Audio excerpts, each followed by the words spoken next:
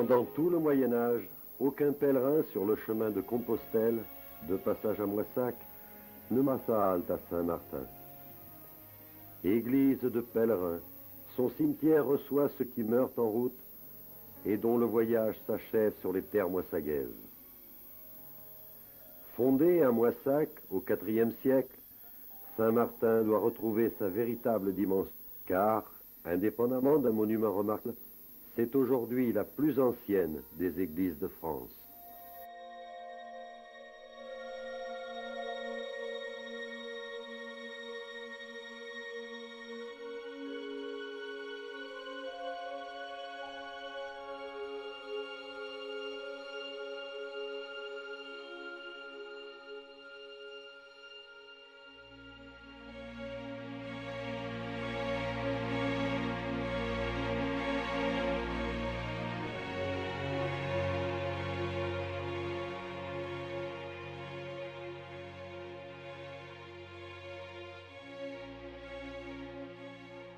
Moissac est une vieille histoire, aujourd'hui célèbre dans le monde entier pour son cloître romano-byzantin du XIe siècle aux 76 chapiteaux.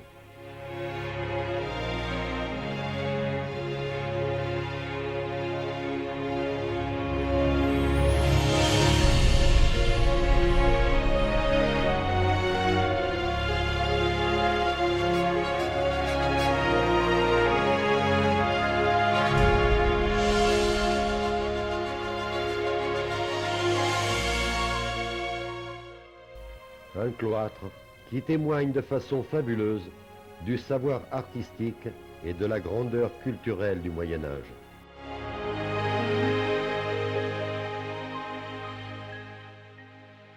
Ce portail est l'une des plus belles œuvres en haut-relief de l'art roman. L'apôtre Jean, disciple préféré du Seigneur dans son Apocalypse, l'a décrit comme la vision du ciel ouvert.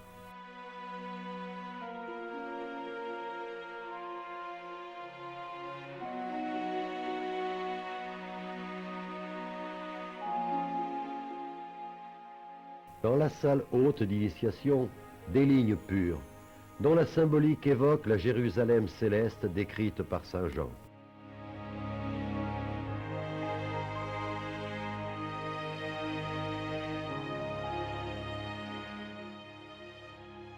Cette église, aux couleurs si attachantes, église si ensoleillée et si simple dans sa grandeur.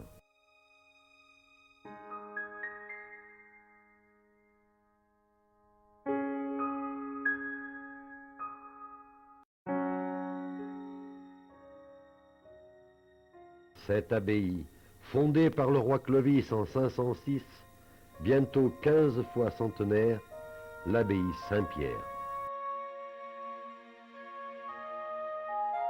Mais il y a, oublié dans un coin de la cité, Saint-Martin. Modeste petite église qu'aucun guide touristique ne mentionne, la plus ancienne de France et la première abbatiale. C'est là que commença au IVe siècle la vie chrétienne à Moissac. C'est là que fut fondée la première abbaye. L'église Saint-Martin a toujours été une mère trop discrète à l'ombre de sa grande fille, l'abbaye Saint-Pierre. Mais les pèlerins, de passage à Moissac, les compagnons du devoir, effectuant leur tour de France, savaient bien l'importance de Saint-Martin, tout comme Emery de Peyrac, abbé de Moissac, à la fin du XIVe siècle et historien de l'abbaye. Revenons donc à l'an 1380. À l'abbaye Saint-Pierre, Aymery de Peyrac était abbé. Voilà 2 ans que j'ai été institué par le pape Grégoire, abbé de Moissac. Mais voilà bien longtemps déjà, en 1340, que j'ai pris l'habit monastique dans cette abbaye. Je connais donc très bien Moissac, et là-haut, dans le chartier, j'ai longuement étudié les nombreux documents de notre abbaye. Notre abbaye Saint-Pierre connaît aujourd'hui une grande prospérité. Des milliers de pèlerins affluent chaque année à Moissac. Et nous hébergeons également de nombreux compagnons du devoir. Notre abbaye est appelée à une prospérité encore plus grande. Les Anglais ont été chassés de Moissac en 1370, voici 10 ans, et nos régions vivent enfin dans la paix.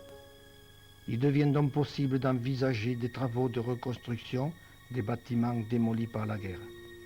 En priorité, je vous propose l'abbaye Saint-Ansbert, dont j'ai étudié l'histoire. Cette modeste église, située aujourd'hui hors des murs de la ville, est le berceau de notre abbaye. C'était notre première abbatiale, et tout a commencé là-bas. Comme une fille doit le respect qu'à sa mère, l'abbaye Saint-Pierre doit honorer l'abbaye Saint-Ansbert. Nous allons donc reconstruire ce sanctuaire aujourd'hui en ruine et nous lui rendrons son ancien nom, Saint-Martin. Je vais vous retracer l'histoire de cette antique église, dont l'origine remonte à l'époque où les Romains occupaient l'ancienne Gaule des Celtes. Au IIIe siècle, un rempart s'étendait des coteaux jusqu'au Tarn et protégeait Moissac du côté ouest. La ville gallo-romaine succéda tout naturellement à la vieille ville romaine qui avait pour cadre l'agréable vallée de Font-Réal.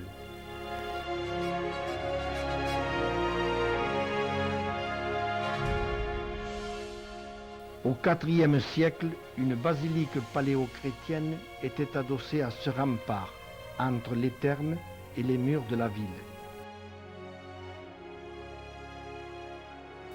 Ces mêmes remparts constituent toujours un des murs principaux de notre église et sont les derniers témoins des anciennes fortifications de la ville.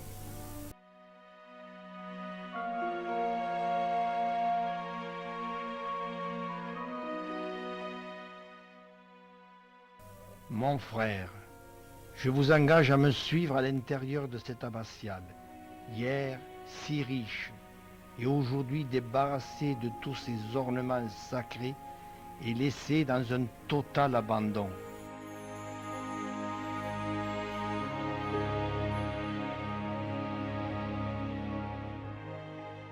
Penchons-nous sur ce sarcophage, dernière demeure d'un de nos ancêtres, témoin passé d'une vie active.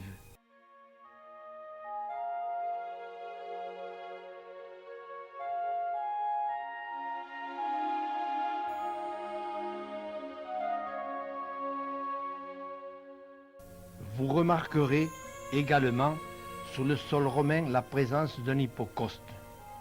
Il fonctionnait encore au IVe siècle et servait à chauffer les bains de l'époque. Un feu de bois, brûlant dans un préforium ou chaufferie, envoyait son air chaud et ses fumées dans une pièce souterraine constituée de colonnettes en briques qui supportaient le sol de la pièce principale.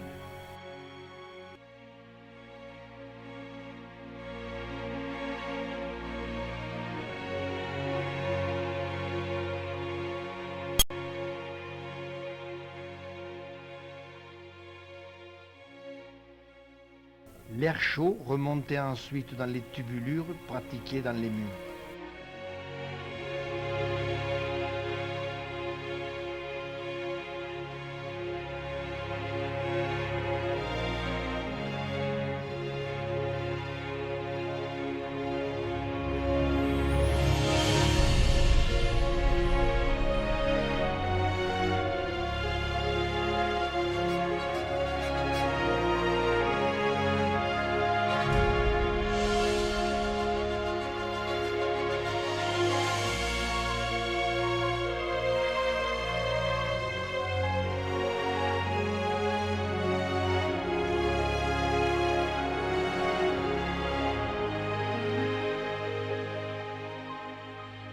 L'hypocauste, découvert en 1946 par Armand Viré, était un chauffage central par les sols et par les murs.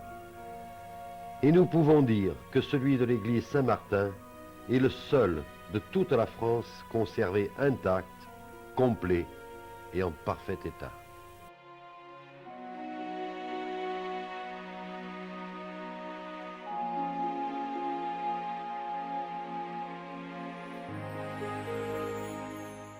De cette première basilique, il ne reste pratiquement rien aujourd'hui.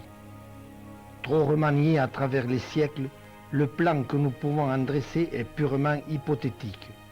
Cette première église s'avère trop petite car Moissac devient très vite un important centre de vie monastique. Il est donc nécessaire de reconstruire et d'agrandir Saint-Martin. Voyons comment nous le retrouvons à l'époque mérovingienne. C'est un sanctuaire spacieux, de forme rectangulaire, doté d'une large nef centrale et d'une abside hébergeant une cathédrale ou cathèdre, siège réservé à l'évêque ou à l'abbé mitré. Étant donné que Moissac n'a jamais été un diocèse, mais a toujours été une abbaye, il est donc évident que nous avons affaire à Saint-Martin à une église abbatiale. Notre église Saint-Martin est donc, sans conteste, la plus ancienne abbatiale de France. Il faut bien que Saint-Martin soit une église importante, car en 868 a lieu le transfert des reliques de Saint-Asbert de l'abbaye de Fontenelle à Saint-Martin de Moissac, qui reprend dès lors le nom de Saint-Asbert, nom que l'église gardera jusqu'à la fin du XIVe siècle.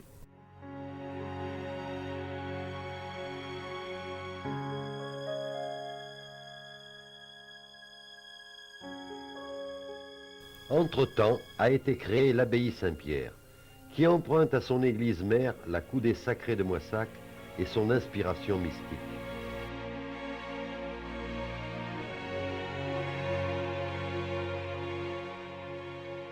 Voilà pourquoi les bâtisseurs de l'église Saint-Pierre l'ont voulu 3 fois plus grande que l'église Saint-Martin.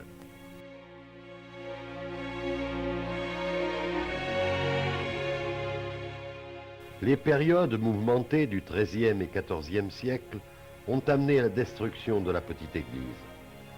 Saint-Martin est reconstruite sur un plan plus petit par Emery de Peyrac, telle que sensiblement nous la découvrons aujourd'hui après la construction au XVe siècle de la chapelle.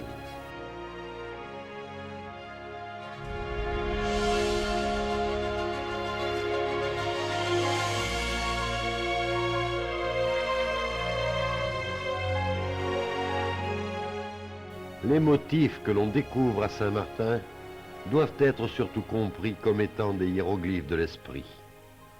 À cet égard, les feuilles de chêne sont particulièrement révélatrices d'un grand et beau secret.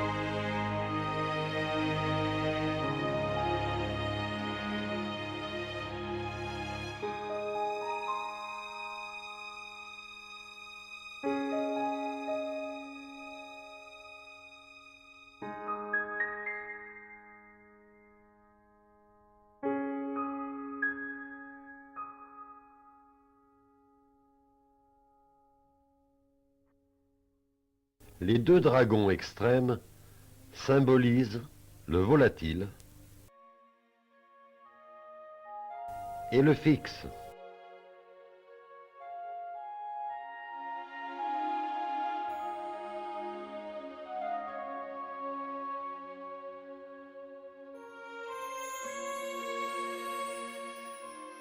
Mais entrons maintenant dans l'église.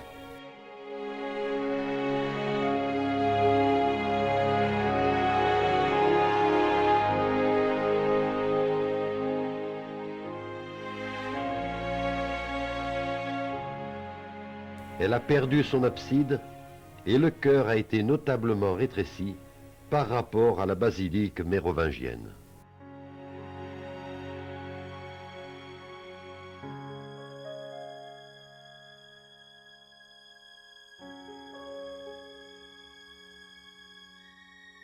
On peut remarquer ici, autour de l'abside murée, les différentes époques de construction.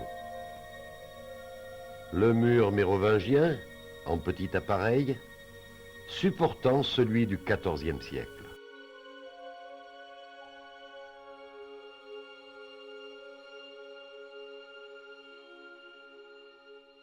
Deux chapiteaux gallo-romains ou mérovingiens encadrent cet enfeu du XVe siècle.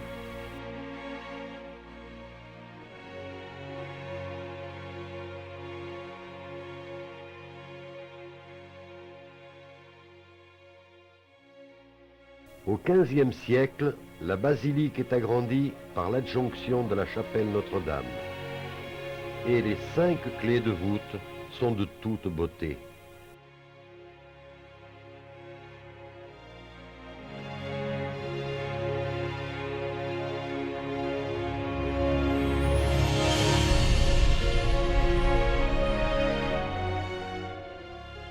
Au centre, le Christ, Pantocrator. Et autour de lui, les symboles des 4 évangélistes. Le lion,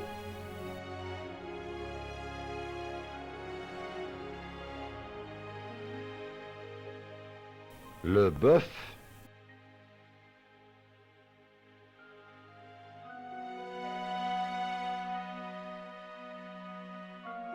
l'aigle,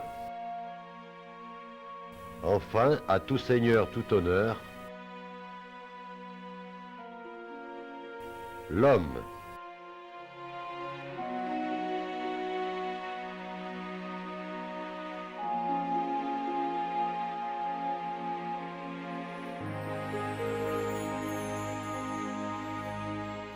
De part et d'autre, de l'arcade de la chapelle Notre-Dame, se trouvent 2 frises sculptées.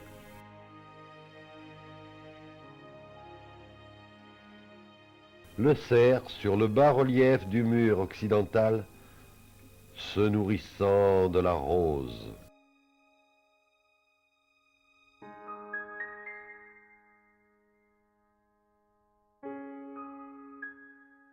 Nous reconnaissons avec difficulté une licorne broutant une fleur de lys.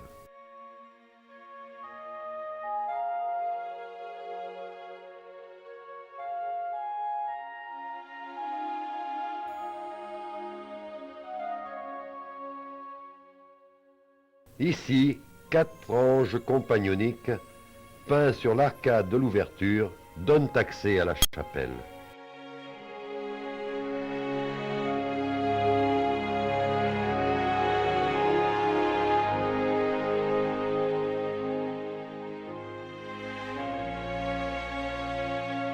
Les 3 murs sont entièrement couverts de fresques représentant des scènes de la vie du Christ.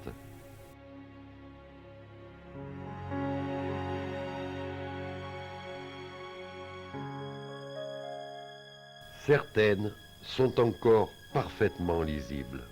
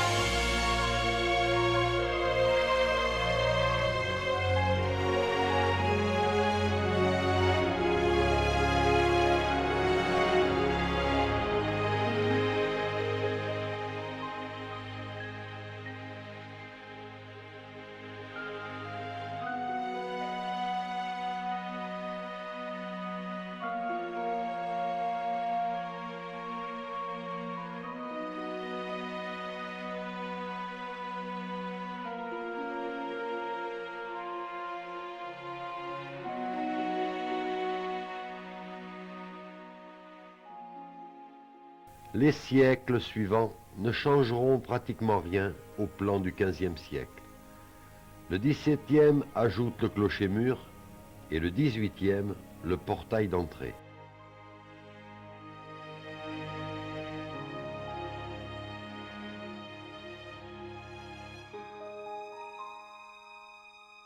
La gare de Moissac, qui a plusieurs fois mis en péril l'existence de Saint-Martin, notamment lors de son agrandissement, qui devait entraîner la démolition pure et simple de la basilique Saint-Martin, mais qui fut sauvée par un étonnant compromis entre les Beaux-Arts, la compagnie de chemin de fer du Midi et la ville de Moissac.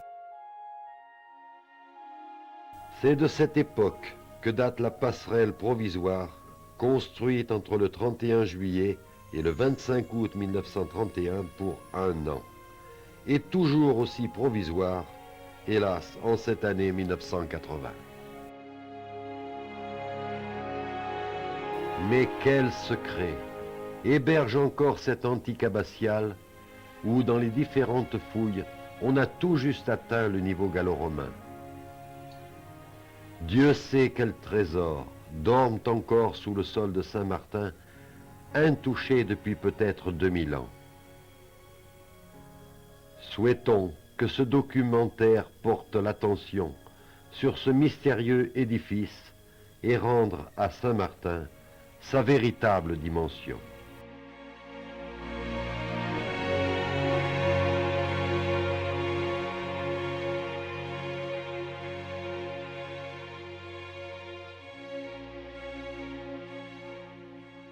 La vieille église que voici est la doyenne du Quercy. Depuis 1000 ans que le temps passe, fouillant ses flancs, rongeant sa face, il ne peut en venir à bout. L'espérance que rien ne lasse nous assure que quoi qu'on fasse, Saint-Martin restera debout.